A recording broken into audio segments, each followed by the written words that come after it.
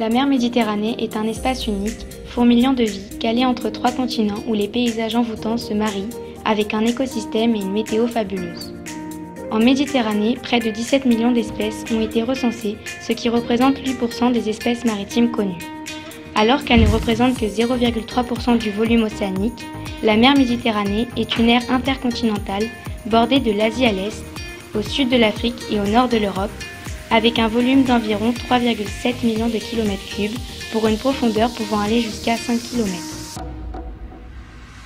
Avec 46 000 km de littoral, c'est la plus grande mer fermée d'Europe. Cependant, ce paradis est menacé. Mais pourquoi ? Parce que la mer Méditerranée est l'une des mers les plus polluées au monde. Les causes ? Le transport maritime, l'industrie, l'urbanisation, le tourisme. Des centaines de milliards de microplastiques baignent dans le bassin méditerranéen et plus de 150 000 tonnes de pétrole y sont rejetées chaque année. Le réchauffement climatique a une grave influence sur l'écosystème marin. La hausse des températures empêche les nutriments nécessaires aux espèces marines de remonter à la surface. Avec l'activité humaine qui devient de plus en plus importante, des espèces disparaissent tous les jours. La mer Méditerranée va très vite se retrouver sur un point de non-retour. Touchés par ce constat accablant, nous, classe partenaire du Parc national de Porquerolles, voulons agir dès maintenant. Comment protéger cette mer Méditerranée ? Comment la préserver ? Nous allons vous prouver qu'il existe des méthodes efficaces et durables, applicables par tous et pour tous. Allez, venez avec nous découvrir cette belle aventure. La première piste trouvée a été d'éliminer la pollution déjà existante. Comment ? En la récoltant. Yovan nous a fait découvrir Surfrider. Elle est chargée de la protection et de la mise en valeur des lacs, des rivières, des océans, du littoral et des vagues. Cette association s'est donc fixée plusieurs missions. Elle va bien sûr protéger l'océan et ses usagers en éduquant les citoyens et en cherchant l'origine des déchets, notamment avec la mission Riveraine Infuit. Surfrider va faire l'objet de la motivation collective à la suppression des sacs et des bouteilles en plastique. Il faut changer nos habitudes.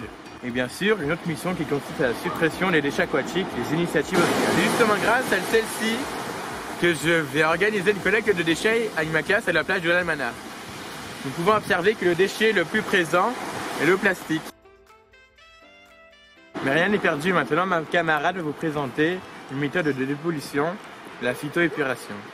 Ariello Johan, jardinier paysagiste, nous présente un système bien connu mais trop peu exploité, la phytoépuration. Qu'est-ce que la phytoépuration ?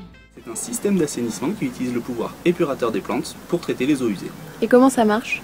C'est un ensemble de techniques utilisant la combinaison des végétaux, du sol et des micro-organismes. Le sol supporte les plantes et filtre. Les plantes, elles, absorbent les polluants et en symbiose avec les micro-organismes, les transforment en éléments non polluants. Avec son aide, en classe, nous avons créé notre propre bassin de filtration. Composé de 3 bacs, le premier contient du sable, du gravier, de la pouzzolane et du papyrus. Le second est composé de terre, de petits graviers, de pouzzolane, d'arômes et d'iris d'eau. Le troisième contient de la menthe aquatique. Nous avons ensuite créé une eau usée. 1 litre est composé de 50 ml de lessive, 50 ml d'engrais, 10 ml de bactéries d'origine fécale et de l'eau du robinet. Pendant un mois, nous avons réalisé un cycle tous les 2 jours. Un cycle consiste à prendre de l'eau du 3e bac et la verser dans le premier. Nous avons également, chaque semaine, réalisé 3 analyses. Dosage des nitrates, témoin d'une pollution des engrais, dosage des phosphates, témoin d'une pollution à la lessive, et une méthode de filtration sur membrane des bactéries, témoin d'une contamination fécale. Toutes ces analyses ont été réalisées sur les prélèvements du bassin, jours 1, 7, 14, 21. Les résultats sont bluffants. Pour les bactéries, vous voyez les petits points rouges. Chaque point correspond à 1 million de bactéries. En 21 jours, les milieux de culture sont exempts de ces colonies. Pour les phosphates et les nitrates, ils ont disparu.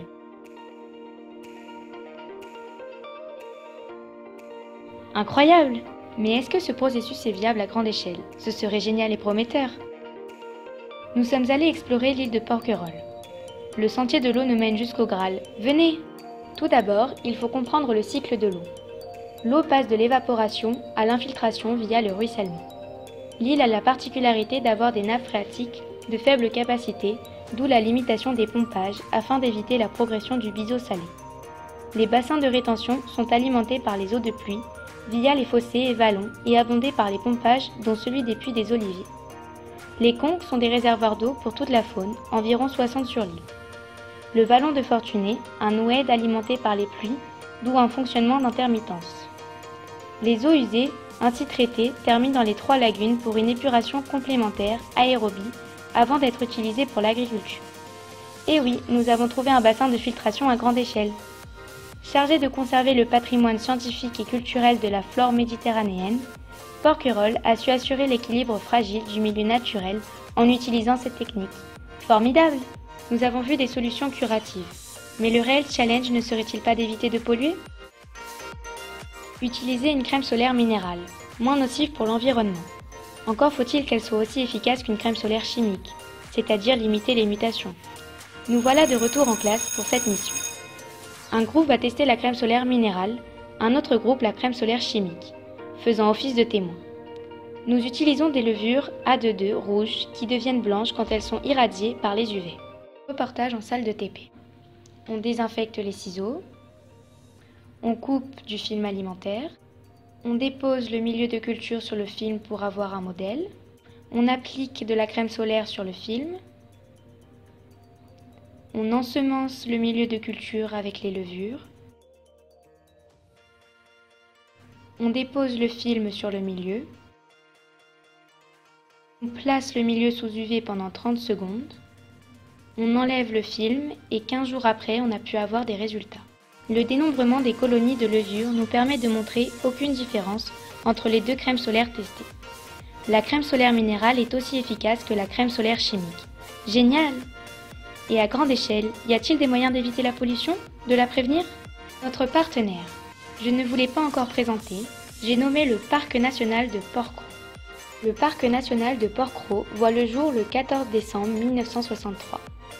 Il réunit les îles de Porquerolles, Porquerolles, les îlots de la Gabinière et de Bagot et intègre aussi l'aire d'adhésion, un espace de projet dans le cadre du développement durable. Nous avons interviewé Franck Allary, responsable de l'éducation au Parc national de Porquerolles. À transmettre, ce qui est vraiment fondamental à garder à l'esprit, c'est que vous êtes sur ce territoire tous des gardiens du parc national. C'est-à-dire que le parc national, tout le monde en profite, mais tout le monde en a la responsabilité aussi. Alors je dis vous ici en tant qu'habitants bien évidemment, mais c'est un parc national, donc les visiteurs aussi bien évidemment, tout citoyen français est impliqué dans la préservation, la compréhension et on va dire favoriser la biodiversité sur le territoire. Donc du coup, oui, c'est une implication, on va dire, avec un slogan à retenir, c'est la nature en partage. On est vraiment dans cette dynamique. Les missions du parc sont donc multiples. Protéger, conserver, connaître, comprendre, sensibiliser, éduquer pour un développement local et durable. Mais est-ce vraiment le cas? Est-ce que l'action d'un parc est-elle vraiment bénéfique et visible? Nous avons embarqué pour Porquerolles, la plus sauvage des îles d'Or, et l'avons découvert de manière particulière. Comment? Sous l'eau en randonnée palmée. Un maillot, un masque, des palmes, un tuba et vous voilà plongé à la découverte de la richesse de la faune et la flore sous-marine méditerranéenne. Ce parc nous montre donc une incroyable diversité. Plus de 1050 espèces terrestres et 760 espèces marines. Et devinez, nous n'avons vu aucune pollution. La mission du parc est remplie sur Porquerolles. Maintenant, à vous de trouver, à votre échelle, des solutions pérennes pour préserver notre petit coin de paradis.